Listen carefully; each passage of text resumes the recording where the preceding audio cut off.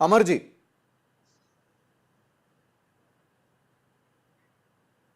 अमरजी माझा आवाज येतोय आपल्यापर्यंत? आत्ता आला. हा, अमरजी मला एक थेट प्रश्न विचारायचा आहे की विरोधक सतत राम मंदिर देणगीतील कथित गैरव्यवहाराचा मुद्दा, विद्यार्थ्यांवरील लाठीचार्जचा मुद्दा उपस्थित करताय. सरकार सविस्तर निवेदन का देत नाही?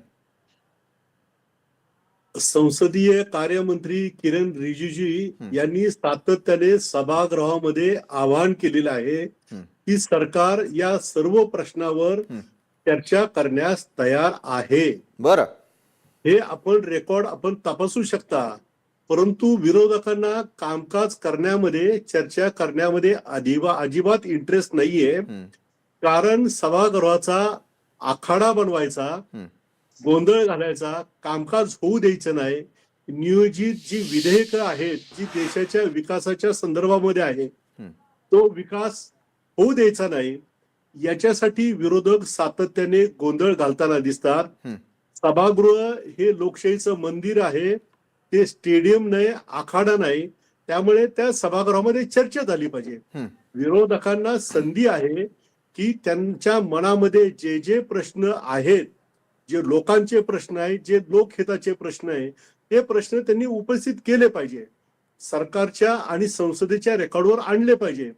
परंतु एका विशिष्ट मुद्द्याचा, एखाद्या विशिष्ट व्यक्तीचा आग्रह धरणं, याचा अर्थ असा की तुमचा हट्टाग्रह आहे, तुमचं कामकाज करण्यामध्ये इंटरेस्ट नाही.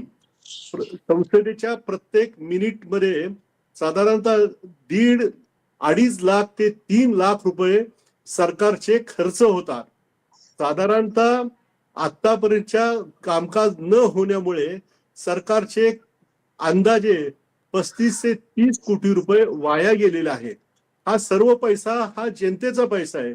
त्यामुळे बाबत जर हे उत्तरदायित्व मान्य करणारे जर विरोधक असतील तर त्यांनी सभागृहामध्ये चर्चेला सहमती दिली पाहिजे. बरं, आपण विरोधकांवरती आरोप करताय, बळवंतजी उत्तर देतील. संसदेत सातत्यानं गदारोळ